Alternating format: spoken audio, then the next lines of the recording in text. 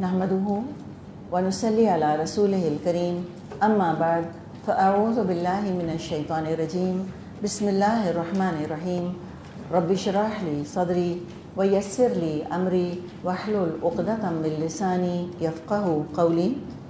सूरत बनी इसराइल आयत नंबर 41। फरमाया वलक़द सर्रफ़ना फ़ी हाज़ल क़ुरआनि लियज़्ज़क्करू वमा यज़ीदुहुम इल्ला नुफ़ूरा। हमने इस कुरान में तरह तरह से लोगों को समझाया कि वो होश में आएँ, मगर वो हक़ से ज़्यादा दूर ही भागे चले जा रहे हैं। सर्रफ़ा युसर्रिफ़ु का मतलब होता है फिराना।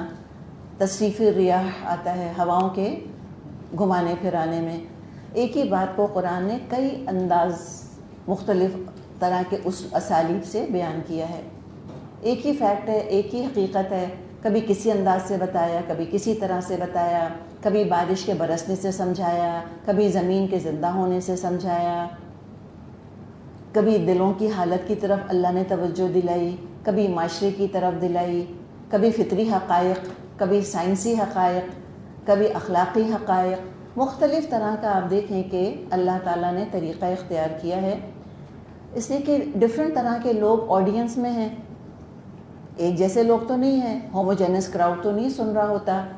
फ़िलासफ़र्स भी सुन रहे हैं, साइंटिस्ट भी सुन रहे हैं, लेमैन भी सुन रहा है, मज़दूर भी सुन रहा है, औरत मर्द बच्चे सभी सुन रहे हैं। तो ये तो बड़ा हेट्रोजेनस क्राउड है जिसको कि एड्रेस किया जा रहा है। कितना हेट्रोजेनस है, या अय्युहन्नास, ए लोगों। अलग अलग बैकग्राउंड के लोग हैं, अलग अलग उनकी सकाफ़तें तहज़ीबें हैं। कितना देखें वाइड स्कोप है ना। पूरी दुनिया को एड्रेस करना है कुरान को, पूरी दुनिया के हर इंसान को एड्रेस करना है जो सुने। नंबर 2, हर इलाके के लोगों के लिए और हर टाइम के लिए, रहती दुनिया तक के लिए। तो कितना पावर होगा कुरान के अंदाज़ के अंदर। कैसे कैसे अल्लाह ताला ने दलाइल दिए, कहीं तमासील हैं, इतने खूबसूरत पैराबल्स दिए गए हैं जो कि टाइम और ज्योग्राफी की तमाम बाउंड्रीज़ को क्रॉस करते चले जाते हैं। दे ट्रांसेंड ऑल बाउंड्रीज़। जो सुनेगा उसको समझ आ जाएगा। और ये तमसीलें इतनी खूबसूरत हैं, जैसे दरबल्लाहु मसलन कलिमतन तय्यबतन कशजरतिन तय्यबतिन अस्लुहा साबितुन व फरउहा फिस्समा। और इतनी खूबसूरत तमसील है कि जो सुनेगा, जब सुनेगा, जहाँ सुनेगा, हत्ता के ट्रांसलेशन में भी सुनेगा, उसको भी समझ आ जाएगा। और इसको तो समझाने की ज़रूरत ही नहीं। उस वक्त भी हमने बात की थी जब हम इस तमसील पे से गुज़रे थे कि कुरान के पैराबल्स को, कुरान की तमसीलों को की तफसीर करना जुल्म है उनके ऊपर। उनका एनालिसिस करना, डाइसेक्ट करना जुल्म है उनके ऊपर। उनको तो एज़ इट इज़ बस ले कर और दिल के अंदर बिठा लेना चाहिए। तो अल्लाह ने तो कितनी तरह से समझाया कि गफलत से बेदार हों, सलामती के रास्तों की अल्लाह रहनुमाई करता है। लेकिन शैतान के पीछे चलने वाले सिवाय रिवल्जन के और कुछ महसूस ही नहीं करते कुरान से, और करते ही रहेंगे। ऐसे लोग हमेशा मौजूद रहेंगे, हर ज़माने में, हर इलाके में ऐसे लोग मौजूद रहेंगे कि कुरान उनके अंदर और रिवल्जन पैदा करेगा और नफ़रत पैदा करेगा। अब आगे हम देखते हैं कि शिर्क की तरदीद में चंद आयात आ रही हैं। आयत नंबर 42 और 43। फरमाया कुल, ए नबी सल्लल्लाहु अलैहि वसल्लम, इनसे कह दीजिए, लौ कान माअहु आलिहा, अगर तो उसके साथ कई इलाह होते। किसके साथ? अल्लाह के साथ। कोई को गॉड्स होते, कोई पैनल ऑफ गॉड्स होता, कोई शेयर कर रहे होते कायनात को, पावर शेयर कर रहे होते, तो क्या होता?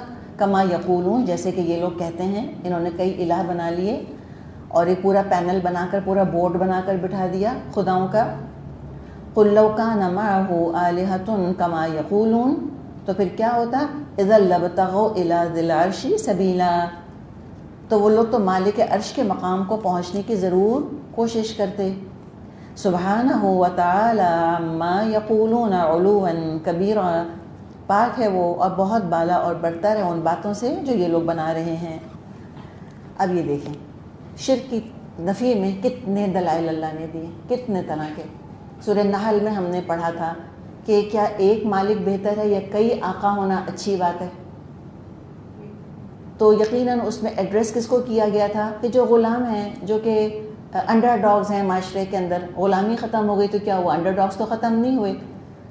کون چاہے گا کہ بہت سارے باسز ہوں؟ سب چاہیں گے کہ بھئی کوئی بھی باس نہ ہو، لیکن اگر ہو تو بس ایک ہی باس ہو، نو مور. تو اللہ نے تو اپنے بارے میں بتایا کہ اللہ کیسا باس ہے، کس طرح کا اللہ تعالیٰ مالک ہے، نہایت رحمان، نہایت رحیم.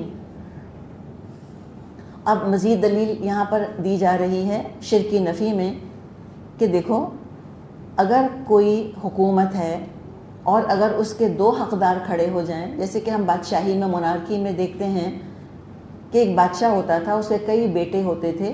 جب بادشاہ مرنے والا یا مر جاتا تھا تو بیٹوں میں کیا ہوتا تھا؟ سول وار شروع ہو جاتی تھی، خانہ جنگی شروع ہو جاتی تھی. تو اگر اسی طرح عرش کے، دیکھیے یہاں عرش کا ذکر کیا گیا ہے، تخت کا، اگر اللہ کے عرش کے کئی حقدار ہوتے تو وہ تو ضرور آپس میں لڑتے، وہ تو ضرور اللہ کے مقام کو حاصل کرنے کی کوشش کرتے، ایک خانہ جنگی کی کیفیت پیدا ہو جاتی. اور جب کہیں کسی ملک میں سول وار پھوٹ پڑتی ہے، سول وار شروع ہو جاتی ہے، خانہ جنگی شروع ہو جاتی ہے، تو نقصان کس کا ہوتا ہے؟ عوام کا. امیجن کریں اگر خدا آپس میں لڑنا شروع کر دیتے، کئی خدا لڑتے، تو نقصان کس کا ہوتا؟ مخلوق کا. سورج تو نکلا ہی نہیں آج، رزق تو پہنچا ہی نہیں آج کے دن کا، تو کیا معاملہ ہوتا، کتنا فساد مچ جاتا. لیکن میتھولوجی کو ایک طرف اٹھا کے رکھ دیں، ان کے ہاں تو ان کے خداؤں کی تو جنگیں ہوتی رہتی ہیں، وہ اس پہ چڑھ دوڑا، وہ اس پہ چڑھ دوڑا. حقیقت میں کبھی ایسا نہیں ہوا کہ زمین کا، کائنات کا نظام ایک لحظے کے لیے بھی الٹ پلٹ ہوا ہو. جو لوگ سورج کو اسٹڈی کرتے ہیں، اور ہندوؤں کے، آپ کو پتہ ہے ان کا تو میتھ بہت تیز ہے نا، ہندوؤں کا تو حساب میں بہت تیز ہے. اور پھر یہ ہیونلی باڈیز کی پوجا کرتے ہیں، چاند تاروں کی، سورج کی یہ پوجا کرتے ہیں. تو انہوں نے سینکڑوں سال پہلے، ہزاروں سال پہلے انہوں نے سورج گرہن کو ایگزیکٹ بتا دیا تھا کہ سورج گرہن کب کب ہوگا، ایگزیکٹ. اور جو آج بیٹھ کے پریڈکشن کریں گے کہ سورج گرہن اگلے سال، اس کے بعد 10 سال بعد ان ڈیٹس میں ہوگا، وہ ایگزیکٹلی انہی ڈیٹس کے اندر ہوگا. تو اللہ تعالیٰ نے نظام پکا بنایا ہوا ہے، ایک لحظے کے لیے کوئی چیز ادھر سے ادھر نہیں ہوتی، نیور. اور اگر جنگیں ہو رہی ہوتی اس طرح سے، اگر آپس میں تخت کے اوپر لڑ رہے ہوتے، تو پھر تو کائنات کا نظام اوندا سیدھا ہو جاتا. تو کہا کہ اللہ تو بڑا بلند ہے ان باتوں سے جو یہ بناتے ہیں، اپنی ذات کے اعتبار سے، اپنے مقام کے اعتبار سے وہ تو ساتوں آسمانوں کے اوپر، عرش کے اوپر ہے. اس کی ذات سب سے اعلیٰ، اس کی صفات سب سے اعلیٰ، اور مقام سب سے اعلیٰ، وہ نہیں پہنچ سکتے اس تک. اس کی تو شان کیا ہے، تسبح لہ السماوات السبع والارض ومن فیہن وَإِن مِّن شَيْءٍ إِلَّا يُسَبِّحُ بِحَمْدِهِ وَلَكِن لَّا تَفْقَهُونَ تَسْبِيحَهُمْ إِنَّهُ كَانَ حَلِيمًا غَفُورًا. اس کی پاکی تو ساتوں آسمان اور زمین اور وہ ساری چیزیں بیان کر رہی ہیں جو آسمان اور زمین میں ہیں.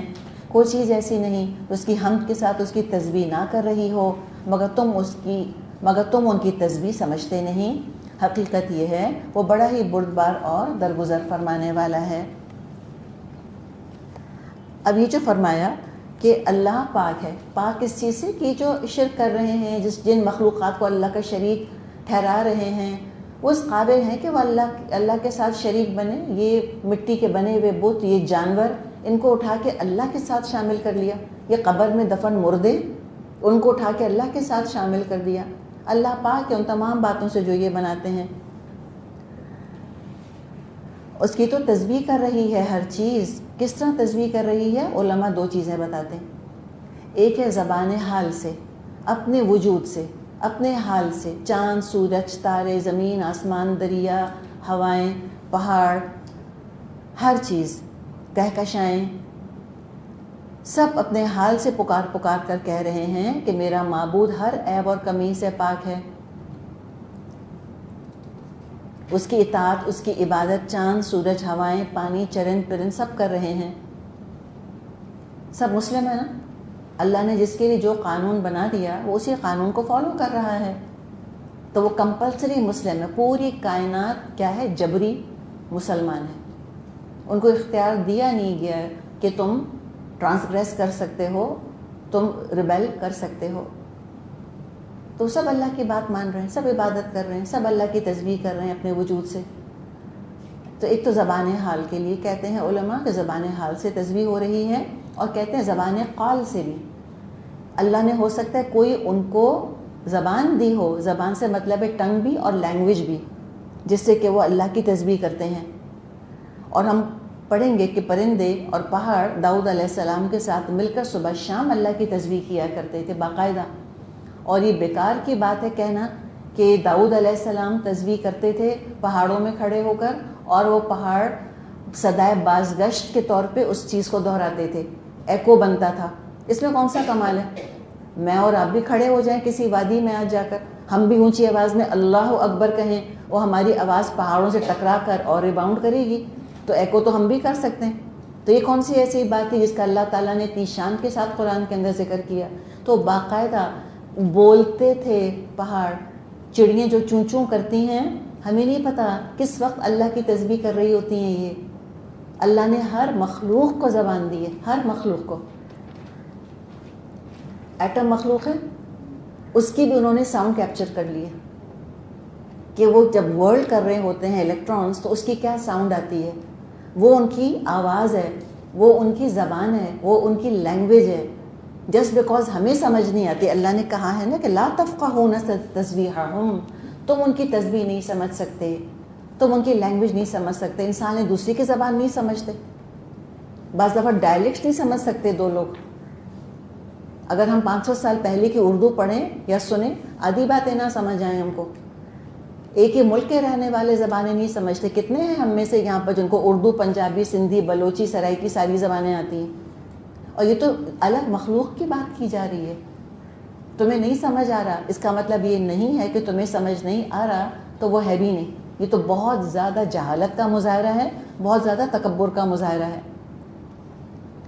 تو فرمائے کہ کوئی چیز ایسی نہیں جو اللہ کی حمد کے ساتھ اللہ کی تسبیح نہ کرتی ہو.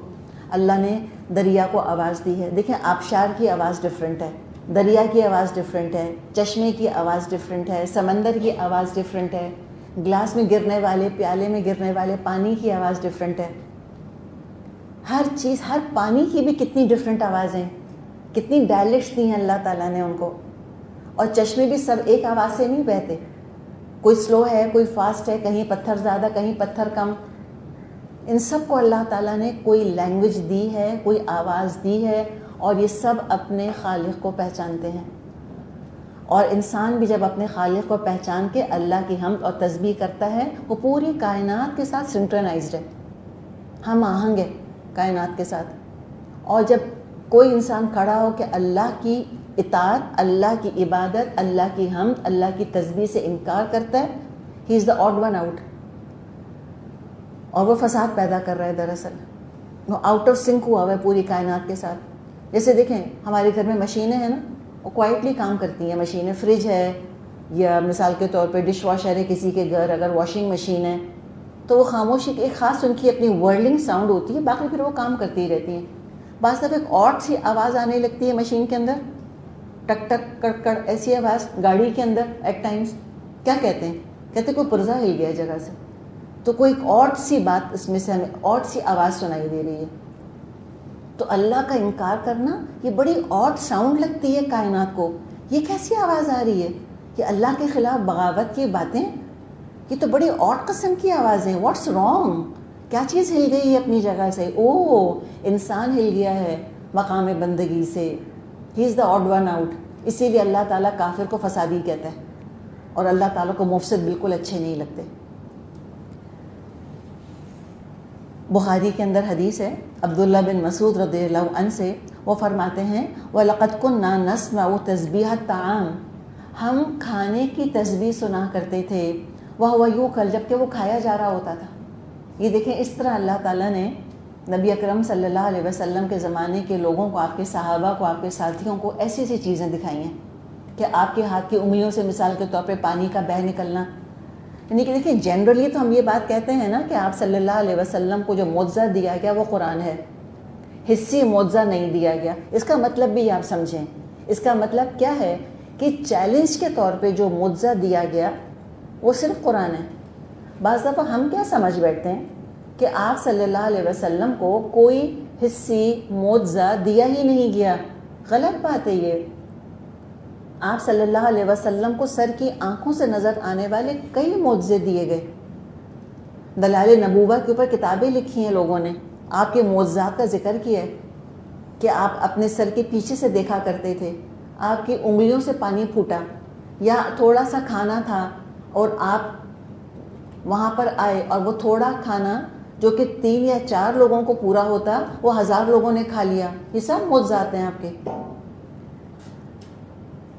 اسی طرح یہ کھانے کی تسبیح کہ کھانا کھایا جا رہا تھا اور صحابہ تسبیح سن رہے تھے, یہ بھی معجزہ ہے نبی اکرم صلی اللہ علیہ وسلم کا. بس یہ آوازیں تو ہیں لیکن انسان کے کانوں میں صلاحیت نہیں. جو ایٹم کی ہم نے بات کری وہ بھی انہوں نے بہت ہی محنت کر کے بہت سے آلات استعمال کر کے ایٹم کی آواز سن لی انہوں نے, اور کائنات کے اندر بھی ان کو ایک ایکو سنائی دیتا ہے سائنٹسٹ کو. وہ کہتے ہیں there is an echo over there. پوری کائنات اللہ کی حمد کر رہی ہے, اللہ نے اس کو آواز دی ہے. ہوائیں چلتی ہیں, کبھی جھکڑ چلتے ہیں, کبھی باد نسیم ہیں, کبھی باد سموم ہیں. یہ ان کے اپنے ڈائلیکٹس ہیں ہواؤں کے, کبھی کسی طرح تعریف کرتی ہیں اور حمد کرتی ہیں, کبھی کسی آواز میں اور کسی سٹائل میں کر رہی ہوتی ہیں. لیکن انسان کے تکبر کا حال یہ ہے کہ جو چیز اس کے حواسوں کے قابو نہیں آ رہی ہوتی یا اس کے ایجاد کردہ گیجٹس کے قابو میں نہیں آ رہی ہوتی, وہ کہتے اس کا وجود ہی نہیں ہے. کتنی ان سائنٹیفک بات ہے نا, یہ خود بڑی ان سائنٹیفک بات ہے. آج اگر کوئی کھڑا ہو کر یہ بات کہہ دے, میں کھڑے ہو کے یہ بات کہہ دوں کہ جتنی کائنات نظر آئی ہے بس اتنی ہی کائنات ہے, نو مور, ہنسیں گے کہ نہیں ہنسیں گے سائنٹسٹ میرے اوپر؟ تو جو سائنٹسٹ یہ کہہ دے کھڑا ہو کر کہ جو ہم سن رہے ہیں بس وہی آواز ہے, جو ہم نہیں سن رہے وہ کوئی آواز نہیں ہے, تو وہی کا علم رکھنے والے علماء ہنسیں گے کہ نہیں ہنسیں گے ان کے اوپر کہ عجیب قرآن الٹریٹ ہو تم لوگ, عجیب جہالت میں مبتلا ہو تم لوگ؟ تو تکبر کی وجہ سے انکار کر دیا. لیکن اللہ نے اپنی شان کیا بتائی ہے, انہ کان حلیما غفورا. اللہ تعالیٰ بہت حلم والا ہے, ان کی جہالت تکبر پہ خفا ہو کے جلدی انتقام نہیں لیتا, سزا نہیں دیتا, غفور ہے.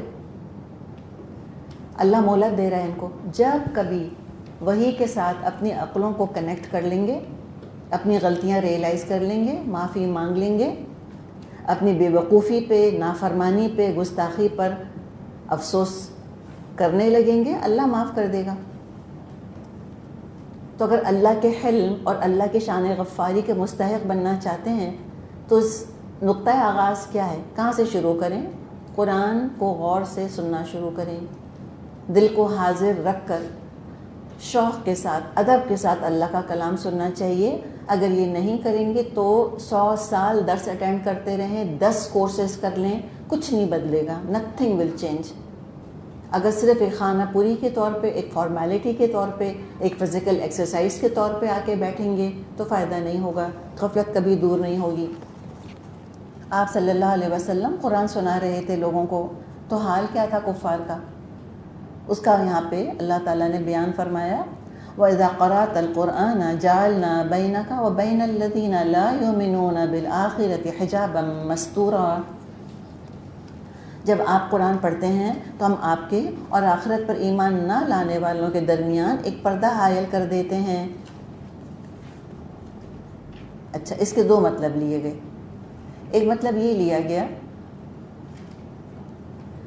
کہ جب آپ ان کو قرآن سناتے ہیں تو ان کی نفرت اور ان کا تکبر, سننے والوں کی نفرت, سننے والوں کا تکبر حجاب بن جاتا ہے, اور یہ قرآن ان کو سمجھ میں نہیں آتا, ریلیٹ نہیں کر سکتے, ذہن کے سانچے بگڑے گئے ہیں, فطرت مسخ ہوئی ہوئی ہے.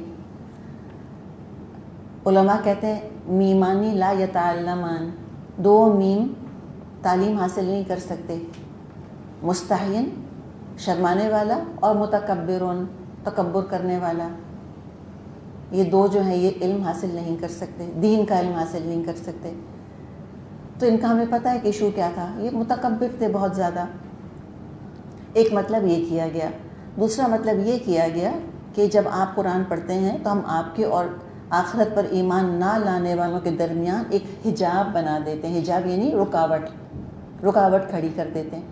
ہوتا کیا تھا, کفار جب آپ صلی اللہ علیہ وسلم کو قرآن پڑھتے سنتے تو نفرت اور دشمنی کی وجہ سے آپ پر حملہ کرنا چاہتے تھے. لیکن اللہ تعالیٰ نے آپ کے اور ان کے درمیان رکاوٹ بنا دی تھی۔ ابو لہب کی بیوی ام جمیل ایک دفعہ بہت غصے میں اپنے ہاتھ میں پتھر لیے ہوئے آئی کہ میں ماروں گی ان پتھروں سے مزمم کو۔ وہ محمد تو نہیں کہتی تھی نا، مزمم کہتی تھی، مذمت کیا جانے والا، نعوذ باللہ۔ جس نے جو کہا اسی کے اوپر پڑا جا کر، چاند کا تھوکا اپنے ہی اوپر پڑتا ہے۔ اللہ نے قرآن میں اس کی جو مذمت کی ہے قیامت کے دن تک پڑھی جاتی رہے گی وہ۔ وامرأتہ حمالۃ الحطب فی جیدہا حبل من مسد۔ پھر ابو جہل کا بھی ایک ہمیں واقعہ ملتا ہے کہ آپ صلی اللہ علیہ وسلم کو حالت سجدہ میں اس نے دیکھا اور آپ کی گردن روندنی چاہی تھی، لیکن ڈر کے پیچھے ہٹ گیا۔ اس کے ساتھی وہیں بیٹھے تھے بیت اللہ کے آس پاس۔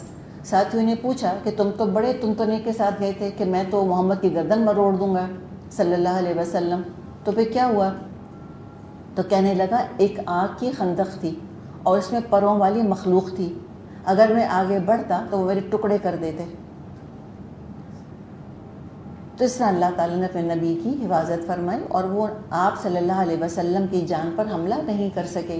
ہم جانتے ہیں کہ جب آپ ہجرت کے لیے بھی نکلے تھے تو کیا ہوا تھا؟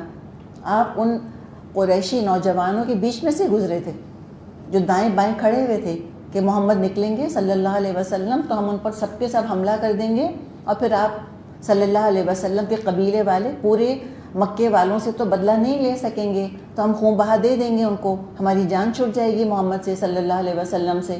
تو کیا ہوا؟ آپ نے تھوڑی سی مٹی لی اور نوجوانوں کے سر پہ ڈالی اور ان کے بیچ سے گزر کے آپ چلے گئے، انہیں کچھ نظر نہیں آیا۔ اللہ ایسے بھی مدد کرتا ہے اور یہ ہوتا ہے، اللہ چاہے گا تو کیوں نہیں ہوگا۔ اور اگر اللہ نے کبھی اگر نبی اکرم صلی اللہ علیہ وسلم تک ان کفار کے حملوں کو پہنچنے دیا، اس میں بھی اللہ تعالیٰ کی 100 مصلحتیں تھیں، لیکن جنرلی کفار آپ صلی اللہ علیہ وسلم کو ٹچ نہیں کر سکے تھے۔ کئی موقعوں پہ ہم یہ دیکھتے ہیں کہ اللہ تعالیٰ نے آپ کو بچایا۔ 2-4 مواقع ہمارے علم میں ہیں، کسی نے کبھی اوجھڑی لا کر آپ کے اوپر ڈال دی تھی، یا طائف میں جیسے آپ کے ساتھ معاملہ ہوا تھا، اس میں اللہ تعالیٰ کی اپنی حکمتیں تھیں۔ پھر آگے فرمایا وَجَعَلْنَا عَلَىٰ قُلُوبِهِمْ أَكِنَّةً أَن يَفْقَهُوهُ وَفِي آذَانِهِمْ وَقْرًا وَإِذَا ذَكَرْتَ رَبَّكَ فِي الْقُرْآنِ وَحْدَهُ وَلَّوْا عَلَىٰ أَدْبَارِهِمْ نُفُورًا۔ اور ہم ان کے دلوں پر ایسے غلاف چڑھا دیتے ہیں کہ وہ کچھ نہیں سمجھتے اور ان کے کانوں میں گرانی پیدا کر دیتے ہیں، اور جب تم قرآن میں اپنے ایک ہی رب کا ذکر کرتے ہو وہ تو نفرت سے منہ موڑ لیتے ہیں۔ ان دلوں کے اندر جو ان کے مختلف بت بیٹھے ہوئے تھے، آبا پرستی کے اور خود پرستی کے اور بت پرستی کے اور دنیا پرستی کے، تو قرآن کی پاکیزہ توحید کی تعلیمات کہاں سمجھ میں آتی ان کو؟ دل اتنا بیمار تھا ان کا، اور بیمار کو تو بعض دفعہ پانی سے وحشت ہونے لگتی ہے۔ ہائیڈروفوبیا ایک بیماری ہے، ریبیز جن کو ہوتا ہے کتے کے کاٹنے کی وجہ سے، تو ان کو پانی سے ڈر لگنے لگتا ہے۔ تو یہی حال ان کا ہے، شرک اور کفر کے مرض کی وجہ سے قرآن کا ذائقہ اچھا نہیں لگتا ان کو، اللہ کا ذکر تو بہت ہی برا لگتا ہے۔ ایسے نفرت سے اور ریولجن سے بھاگتے ہیں کہ لگتا ہے پتہ نہیں کیا کڑوی چیز ہے جو ان کو سنائی جا رہی ہے، اور سچائی کو ماننا ان کو اپنی رسوائی لگتا ہے۔ ہم تو نہیں مان سکتے، ہمارا تو مقام ہی ختم ہو جائے گا۔ نحن اعلم بما يستمعون به اذ يستمعون اليك واذ هم نجوى اذ يقول الظالمون ان تتبعون الا رجلا مسحورا۔ ہم کو معلوم ہے جب وہ کان لگا کر تمہاری بات سنتے ہیں تو دراصل کیا سنتے ہیں، اور جب بیٹھ کر باہم سرگوشیاں کرتے ہیں تو کیا کہتے ہیں؟ یہ ظالم آپس میں کہتے ہیں یہ تو ایک سحر زدہ آدمی ہے جس کے پیچھے تم لوگ چلے چلے جا رہے ہو۔ تو گمراہی کی بہت بڑی وجہ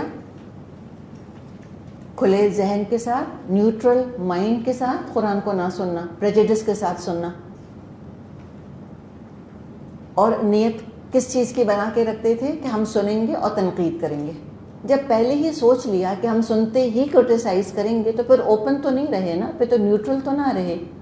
نیت ہی سننے کی یہ ہوتی ہے کہ ہم تنقید کریں گے، تمسخر کریں گے، مذاق اڑائیں گے، اور اللہ تعالیٰ تو ان کے چھپے رازوں سے اور دلوں کے حال سے اچھی طرح واقف ہے۔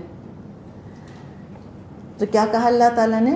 ہم خوب جانتے ہیں جب یہ سنتے ہیں اس کو، بہی یعنی قرآن کو، اور جب وہ اے نبی آپ کی بات سنتے ہیں، وَإِذْ هُمْ نجوا، اور جب وہ نجوا کرتے ہیں، نجوا کہاں پر ہوتا ہے؟ العلان کے چپکے چپکے، چپکے چپکے ہوتا ہے، تو وہ کیا کہتے ہیں آپس میں؟ تو جو چھپ چھپ کر یہ باتیں کرتے تھے اللہ نے ریکارڈ کر لی اور قرآن میں بیان کر دی. تو جنہوں نے یہ باتیں کی ہوں گی، ان تتبعون الا رجلا مسحورا، یہ کسی کافر کے منہ سے ایگزیکٹ یہ الفاظ نکلے ہوں گے. تو چھپ کر اپنے گھر میں انہوں نے کمرے کے اندر رات کو کیے ہوں گے، کوئی سننے والا نہیں، کوئی ریکارڈر نہیں وہاں پر، کسی کو نہیں پتا، کوئی نہیں سن رہا تھا ساری دنیا میں سے. کون سن رہا تھا؟ اللہ سن رہا تھا. اللہ نے ریکارڈ کر لی اور قرآن میں بیان کر دی. اور جنہوں نے یہ قرآن کی آیات سنی ہوں گی، کیا 2+2 کیا ہوگا یا نہیں کیا ہوگا؟ کہ کس نے بتایا محمد کو یہ، کہ جو محمد کی زبان مبارک سے یہ الفاظ نکل رہے ہیں جو ہماری زبانوں سے نکلے تھے، کس نے بتایا ان کو؟ تو سمجھ نہیں آ رہا تھا ان کو کہ اللہ نے بتایا، نہیں سمجھ آ رہا تھا ان کو کہ اللہ بتا رہا ہے ان کو. اور یہ نشانی ہے، دلیل ہے اللہ تعالیٰ کی طرف سے کہ تمہاری ہر بات ریکارڈ ہو رہی ہے. جب دنیا میں اللہ تعالیٰ تمہارا پردہ کھول سکتا ہے تمہاری باتوں کا، تو قیامت کے دن بھی کیوں نہیں کھول سکتا؟ کیا مشکل ہے اس کے لیے؟ حساب لینا کچھ مشکل نہیں. اور مسلمانوں سے کہتے تھے یہ کفار، تم سحر زدہ آدمی کے پیچھے چل پڑے ہو، ایسے بھی کہتے تھے. تو کھلم کھلا بھی وہ ایسی باتیں کرتے تھے، چھپ چھپ کے سازشیں بھی کرتے تھے. تو نجوا بھی کرتے تھے، اور نجوے میں پتہ نہیں کیا کیا وہ باتیں کیا کرتے تھے. اور مسلمانوں سے بھی وہ یہ کہا کرتے تھے کہ تم تو ایک سحر زدہ آدمی کے پیچھے ہو. اچھا، یہ سحر زدہ کیوں کہتے تھے آپ صلی اللہ علیہ وسلم کو؟ کون سی باتیں دیکھی تھیں انہوں نے آپ صلی اللہ علیہ وسلم میں کہ جس سے کوئی ان کو پاگل پن لگتا ہو، مجنون لگتے ہوں، یا لگتا ہو کہ ان کے اوپر جادو ہو گیا؟ جس کے اوپر جادو ہوتا ہے وہ تو حواسوں میں ہی نہیں ہوتا. تو محمد صلی اللہ علیہ وسلم سے زیادہ ہوش و حواس والا انسان کوئی دیکھا تھا انہوں نے؟ نہیں دیکھا تھا. اس لیے کہا کرتے تھے کہ جیسے ہم کہیں نا کہ ان کو تو کریز ہو گیا فلاں چیز کا، ایسے کہتے ہیں نا. مثال کے طور پہ کوئی بہت زیادہ انسانیت کی خدمت کرتا ہے تو ہم کہتے ہیں ان کو تو وہ تو دیوانے ہو گئے لوگوں کی خدمت کر کر کے. ایسے ہے نا، ایسے ہی کہا جاتا ہے. تو آپ صلی اللہ علیہ وسلم کا سنگل مائنڈڈ ڈیڈیکیشن تھا اپنے مشن کے ساتھ. نہ آرام کا ہوش، نہ کھانے پینے کا ہوش، نہ سونے کا ہوش. کوئی دنیاوی فائدہ نہیں مل رہا تھا، نقصان ہی نقصان ہو رہے تھے. لوگوں کی سمجھ میں آتا نہیں تھا کہ ایسے انسان کو کیا کہیں. انہوں نے کبھی پہلے ایسا انسان نہیں دیکھا تھا کہ جو بغیر کسی فائدے کے اور اس قدر اپنے آپ کو لگا رہا ہو اور اتنا اپنے آپ کو کھپا رہا ہو صرف دوسروں کے فائدے کے لیے. تو کہہ دیتے تھے ان پر جادو ہو گیا ہے. اور یہ حقیقت ہے، جب سچا ایمان اور یقین انسان کو اپنی گرفت میں لے لیتا ہے تو اپنے فائدے کی اہمیت نہیں رہتی. ایک مشن کے ساتھ انسان ڈیڈیکیٹ کر دیتا ہے اپنے آپ کو، obsession ہو جاتا ہے اس کو اپنے مشن کا. انظر کیف ضربوا لک الامثال فضلوا فلا یستطیعون سبیلا. دیکھو یہ کیسی باتیں جو تم پر بناتے ہیں، یہ بھٹک گئے ہیں اور ان کو راستہ نہیں ملتا. کبھی مجنون کہتے تھے، کبھی مسحور کہتے تھے، کبھی شاعر کہتے تھے، کبھی کذاب کہتے تھے. خود ہی بوکھلا گئے تھے. جو بھی الزام آپ صلی اللہ علیہ وسلم پہ لگاتے تھے وہ اتنا ریڈیکولس ہوتا تھا کہ خود ہی شرمندہ ہوتے تھے کہ وہ کیا سلی بات کر رہے ہیں. ہم خود ہی قائل نہیں ہوتے تھے. تو کہا کہ جو خود کو گمراہ کر رہے ہیں. دیکھیں اللہ تعالیٰ کے ہم نے قانون ہدایت اور گمراہی کی بات کی ہے نا، کہ جیسے فزیکل لاز ہیں ایسے مورل لاز ہیں. Law of guidance, law of miss guidance ہے اللہ تعالیٰ کا. جس چیز کے لیے انسان ارادہ کرے گا، جس چیز کے لیے محنت کرے گا، اللہ وہ دے دے گا اس کو. ہدایت کے لیے محنت کرے گا، کوشش کرے گا، نیت اچھی کرے گا، ارادہ کرے گا، اللہ ہدایت دے دے گا. گمراہی کا ارادہ کرے گا، پھر گمراہی کے لیے محنت کرے گا، پھر گمراہی کے لیے کوشش کرے گا، اللہ گمراہی دے دے گا. تو انہوں نے کوششیں کی ہیں گمراہ ہونے کی، تو اللہ نے بھی بھٹکا دیا ان کو. اب تو سیدھا راستہ نظر ہی نہیں آتا ان کو. اور اب باتیں کیسی بناتے تھے؟ وَقَالُوا أَإِذَا كُنَّا عِظَامًا وَرُفَاتًا أَإِنَّا لَمَبْعُوثُونَ خَلْقًا جَدِيدًا. یہ کہتے ہیں جب ہم صرف ہڈیاں اور خاک ہو کر رہ جائیں گے تو کیا ہم کو نئے سرے سے پیدا کر کے اٹھایا جائے گا؟ مر کر جی اٹھنے پر حیرت کا اظہار، اسکیپٹک، جیسے آج بھی کہتے ہیں کہ کوئی سائنٹیفک ایویڈنس نہیں ہے کہ مرنے کے بعد انسان اٹھ سکتا ہے. اللہ تعالیٰ نے جواب دیا ہے ان اسکیپٹکس کو، اور کوئی پروسیس نہیں بتایا کہ کیسے اللہ زندہ کرے گا. سیدھا سادہ جواب دیا ہے، فرمایا کونوا حجارۃ او حدیدا، ان سے کہو پتھر یا لوہا بھی ہو جاؤ. چھوٹا سا جواب ہے بالکل، لیکن مخالف کی آنکھوں میں آنکھیں ڈال کر بغیر غصے، بغیر نفرت کے، بغیر چیخے چنگھاڑے، بغیر ہائپر ہوئے، بالکل کام اور کلیکٹڈ، اعتماد اور آرام سے جواب دے دیا کونوا حجارۃ او حدیدا، جی پتھر ہو جاؤ یا تم فوسل بن جاؤ، تم لوہا بن جاؤ، پتھر بن جاؤ. یہ پتھر کیسے بنتے ہیں؟ آپ نے فاسلز دیکھے ہوں گے نا، تو فاسلز لیتے ہیں، پھر ان کو چھیلتے ہیں، پھر اس میں سے وہ ڈائناسورس کی ہڈیاں وڈیاں نکال لیتے ہیں، یا پرانے جو کھنڈرات ہیں اس میں سے پرانی سویلائزیشنس کے وہ ثبوت نکال لیتے ہیں. تو یہ فاسلز ہیں کہ تم فاسلائز بھی ہو جاؤ گے نا تب بھی اللہ تم کو کھڑا کر لے گا، کوئی مسئلہ نہیں ہے اللہ کے لیے. معدنیات کی شکل میں تمہارے جسم کے ایٹمز ہوں گے تب بھی اللہ نکال کر کھڑا کر دے گا تم کو. او خلقا مما یکبر فی صدورکم، یا اس سے بھی زیادہ سخت چیز جو تمہارے ذہن میں قبول حیات سے برتر ہو، تمہارے ذہن میں قبول حیات سے بعید تر دور چیز ہو. یعنی کہ پتھر اور لوہے کی بات یہ ہے نا، اس سے بھی زیادہ کوئی اور تو امیجنیشن استعمال کرو، کہیں بھی تم ہوگے اللہ تعالیٰ تم کو کھڑا کر دے گا.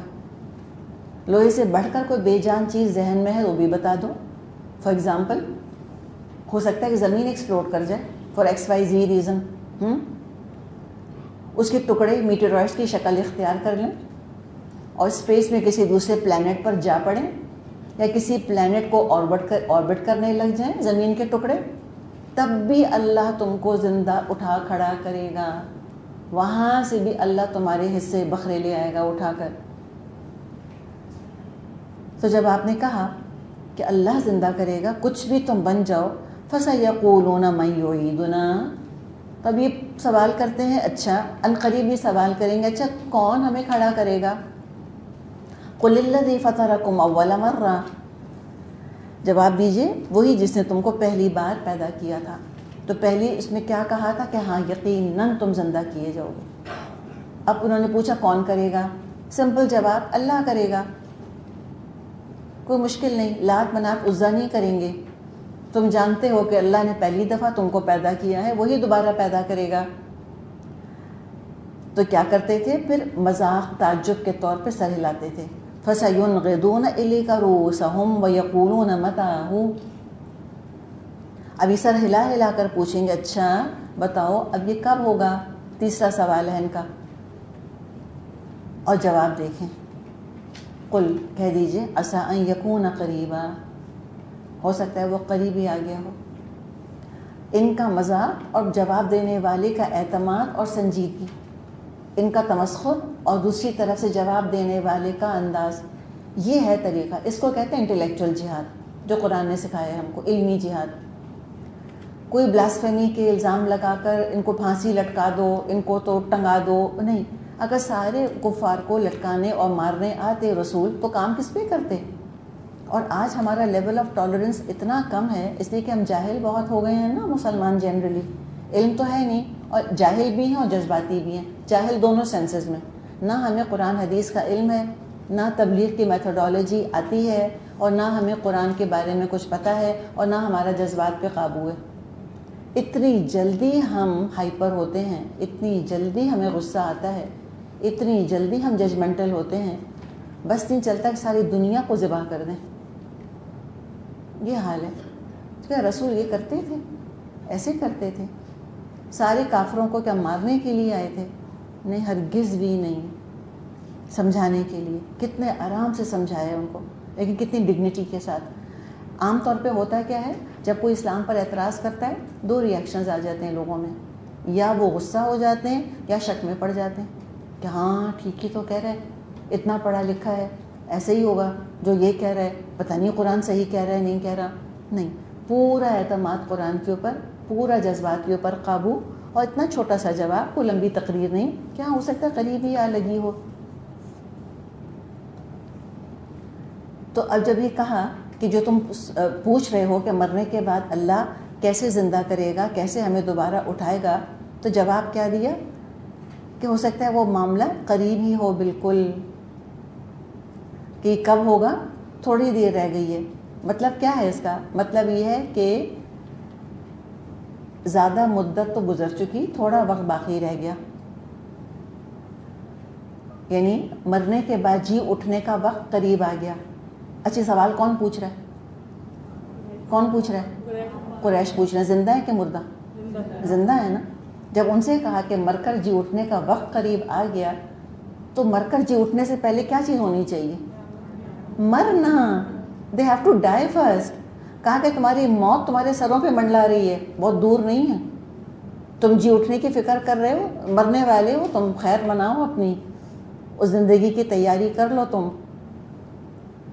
اور یہ اس طرح کے سوالات بار بار انہوں نے پوچھے ہیں، ریپیٹڈلی پوچھے ہیں. قرآن کتنے مختلف طریقوں سے ان کو جواب دیتا ہے، مگر سن کر سمجھنا نہیں چاہتے. اللہ نے کہا ہے نا کہ کس طرح ہم لوٹا کر ان کو بات سمجھاتے ہیں. وَلَقَدْ صَرَّفْنَا فِي هَذَا الْقُرْآنِ لِيَذَّكَّرُوا. کسی طرح بات سمجھ آ جائے ان کو. ایک ہی بات کو ہم نے کتنے مختلف انداز سے بیان کیا.